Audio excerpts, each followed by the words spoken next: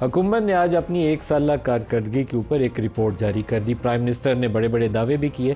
पिछले एक साल के ऊपर अगर आप नज़र डालें तो दो तीन इश्यूज़ हमारे सामने नज़र आते हैं।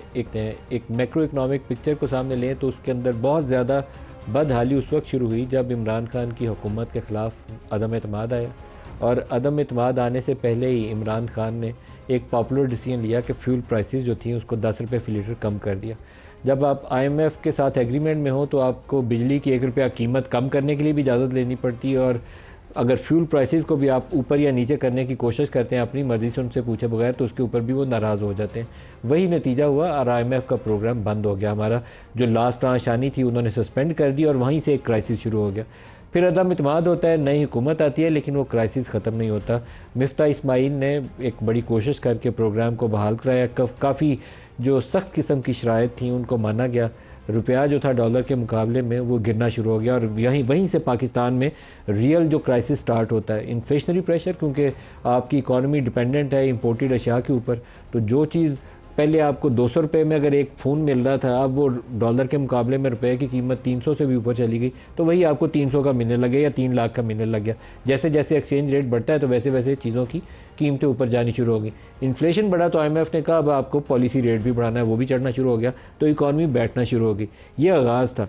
फिर वो प्रोग्राम रिवाइव किया मिफ्ता ने, और जो PDM की गवर्नमेंट थी वो उसको बरकरार नहीं रख सकी। दोबारा वो प्रोग्राम टूट गया और वो क्राइसिस इतना सीवियर हुआ कि यहाँ डिफ़ॉल्ट के शोर शुरू हो गए। और ये क्राइसिस रियल सेंस में इसको डीपन करने में PDM की उस गवर्नमेंट ने रोल अदा किया। एक अनसर्टन इन्वायरमेंट थी और डिफ़िकल्ट डिसीजंस लेते हुए इन्हें मुश्किलात का सामना था।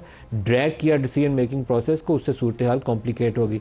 फिर हाथ पाँव जोड़ के IMF के बाकायदा प्राइम मिनिस्टर साहब जाके MD IMF से मिले और उस प्रोग्राम को रिवाइव करने की इस्तदा की। प्रोग्राम रिवाइव हुआ और अब सक्सेसफुली पिछले एक साल से उसके ऊपर अमल दरामद हो रहा है। ये क्रेडिट है इस मौजूदा हुकूमत को कि वज़ीर आज़म साहब जो मौजूदा हैं, ये PDM की हुकूमत में भी यही वज़ीर आज़म थे, लेकिन वहाँ पे इस प्रोग्राम पे अमल पैरा रहते हुए ये डामाडोल थे, लेकिन अब उसके ऊपर स्टेडफास्टली अमल दरामद कर रहे हैं, जिसके नतीजे में बज़ाहिर एक तासुर आता है कि मैक्रो इकनॉमिक पिक्चर आपकी बेहतर होगी।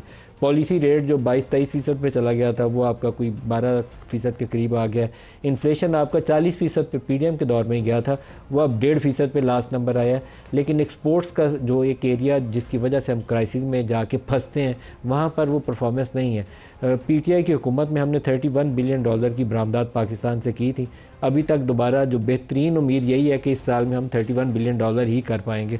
तो ये एक ऐसा एरिया है जो हमें बार बार मुश्किलात में ले जाता है, लेकिन हम उसका बेहतर हल तलाश नहीं कर पाते। जो रिमिटेंसेस पाकिस्तान से बाहर से सरमाया पाकिस्तान भेजते हैं अपनी फैमिलीज़ को, ओवरसीज़ वर्कर्स जो पाकिस्तान भेजते हैं, वो एक सक्सेस स्टोरी है।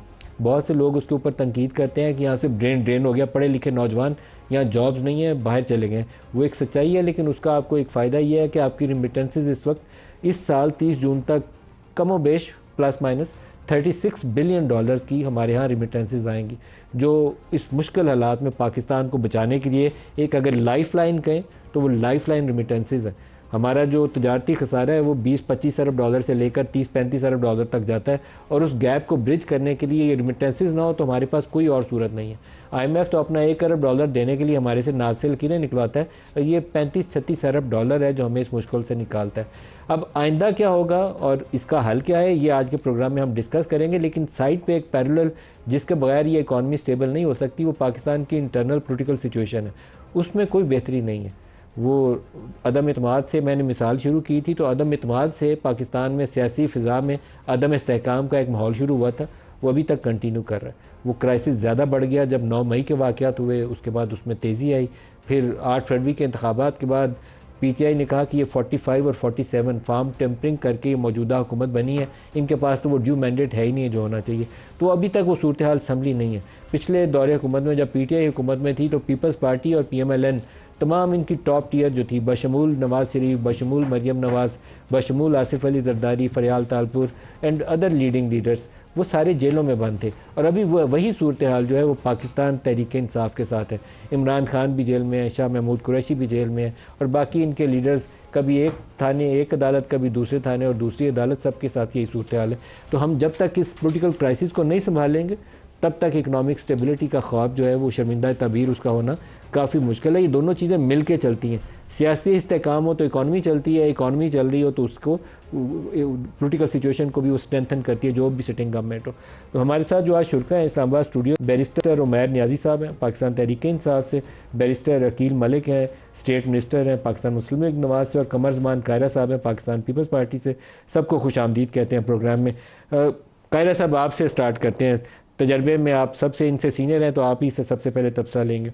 हुकूमत अगर नंबर्स बताए कि हमने ये रिज़र्व थे, ये कर लिए, इन्फ्लेशन ये था, ये कर लिए, बाद चीज़ें देख के नंबर अच्छा लगता है, लेकिन जब हम लोगों से मैं जाके उनकी राय जानने की कोशिश करें तो काफ़ी कड़वा किस्म का रद्द-ए-अमल मिलता है, जो पिछले 2-3 सालों से उसमें कंटिन्यूटी है, कमी नहीं आई लोगों की ज़िंदगियों में, वो आसानी नहीं पैदा कर सके हम। दुनिया का कोई निज़ाम ऐसा नहीं है जो 6 महीने के अंदर अंदर आपको ऐसी तब्दीलियाँ दे दे कि वो मुआशरे को एट लार्ज सहूलतें दे दे। और ये आपके निज़ाम की कमज़ोरी है, जिस तरह आपने अपने इंट्रो में भी कहा, सियासी कमज़ोरी भी है और माशी कमज़ोरी भी है, और इन्हितात बहरहाल बहुत बड़ा है। और इसमें कोई शक नहीं, महंगाई एक ऐसा फैक्टर है जो इंटरनल एक्सटर्नल दोनों फैक्टर्स के साथ मिलकर चल रहा है। और किसी गवर्नमेंट को, क्योंकि इस गवर्नमेंट की अभी जजमेंट जो है 6-7 महीने की है, क्योंकि बजट से ऑनवर्ड देखना है ना, बजट से पहले वाला तो पिछली गवर्नमेंट का बजट था और उनके यही गवर्नमेंट ये नहीं थी, वो केयर टेकर गवर्नमेंट थी, और केयर टेकर गवर्नमेंट सारी इनकी नहीं थी, जो फेयर है बात। तो इस गवर्नमेंट को तो 8 महीने हैं तकरीबन, तो 8 महीने में अगर आपने देखना है तो आपने सिर्फ उसकी सिमतें देखनी है। खैर ये आप बहुत सिंपथेटिक इनको दे रहे हैं, एक मार्जिन दे रहे हैं। पहले पीडीएम में भी शहबाज शरीफ साहब थे, फिर केयर टेकर भी आप दोनों की आशीर्वाद से बनी पीपल्स पार्टी और पीएमएलएन की, और उसके बाद अब शहबाज साहब की हुकूमत है और आपकी मदद से चल रही है। आप जानते हैं वो आशीर्वाद हमारी कितनी थी और कैसे बनी, और उसके बजट कैसे बने, उसके अहदाफ कैसे थे, वो कितना अरसा चली, वो एक अलग बहस है, उसमें मैं नहीं जाना चाहता। मैं तो सिर्फ ये कह रहा हूँ कि सारा इनका नहीं है, वो पिछली गवर्नमेंट का बजट था। 8 महीने का बजट इनका है, और इस 8 महीने के अंदर अगर देखना हो तो जो अहदाफ आज उन्होंने बयान किए वज़ीर आज़म ने, अगर उसको इस एंगल से देखा जाए कि हाँ ये एक सेहतमंद अमकान है बेहतरी की तरफ जाने का, या कुछ अशारिये हैं बेहतरी की तरफ जाने के, दूसरी एंगल से तरफ से देखा जाए तो आवाम को ये अभी तक उसके समरात नहीं पहुँचे। अगर हम कहते हैं कि इन्फ्लेशन जो है वो सिंगल डिजिट में आई है और बहुत कम हुई है, तो इसका मतलब सिर्फ ये है कि महंगाई बढ़ने की रफ्तार कम हुई है, महंगाई कम नहीं हुई। जिस रफ्तार से महंगाई बढ़ रही थी अब उस रफ्तार से नहीं बढ़ रही। उसके लोगों को तो तब रिलीफ फील होगा ना जब महंगाई में कमी होगी। अब सवाल ये है कि रेमिटेंसेज बेहतर हुई हैं, गवर्नमेंट ने रेवेन्यू में बेहतरी की है, और 1 साल के अंदर उन्होंने कुछ ऐसे फैसले भी किए हैं जो कि मुश्किल थे फैसले थे, अनपॉपुलर फैसले थे। मतलब बिजली के रेट बढ़ाए, सब्सिडीज़ ख़त्म की, और बहुत सारे ऐसे इकदाम जिससे लोगों की ज़िंदगी में तकालीफ बढ़ी। और जब गवर्नमेंट को पहले ही बहुत सारे चैलेंजेस हों, उस वक्त ये फैसले करना बड़ा मुश्किल काम होता है। और ये बात भी दुरुस्त है कि पीडीएम हो या उससे पहले हुकूमत हो या उससे पहले हुकूमत हो या ये हुकूमत हो, लेकिन जब ये गवर्नमेंट आई तो उस वक्त इकॉनमी को शदीद चैलेंजेस थे और हम डिफ़ॉल्ट के बिल्कुल सर पे खड़े थे। और वो डिफ़ॉल्ट की सूरत हाल को अगर अवॉइड किया गया तो जो IMF की शराइत थी वो मानी गई, लेकिन उसके कुछ समरात आए, इंटरनल एक्सटर्नल इंडिकेटर्स उससे बेहतर हुए हैं। अगर ये कहा जाए कि ये सब बड़े तसल्ली बख्श है तो ऐसा नहीं है। आप कितने मार्जिन देते हैं? 10 में से कितने नंबर देते हैं? 10 में से 2 नंबर दे दीजिए, लेकिन 2 नंबर बहुत बड़े नंबर होंगे, इसलिए कि 10 में से 10 तो कोई गवर्नमेंट शायद 5 साल में। आप 10 में से 2 नंबर दे रहे हैं। मैं 10 में से 2 नंबर भी दे दूं, लेकिन ये प्रॉपर नहीं है 2 नंबर देना, लेकिन 2 नंबर भी दे दूं तो ये है कि गवर्नमेंट की सिमत एक सीधी नजर आती है। एक स्कोर कार्ड रख लें ना, आउट ऑफ 10 आप कितना देते हैं?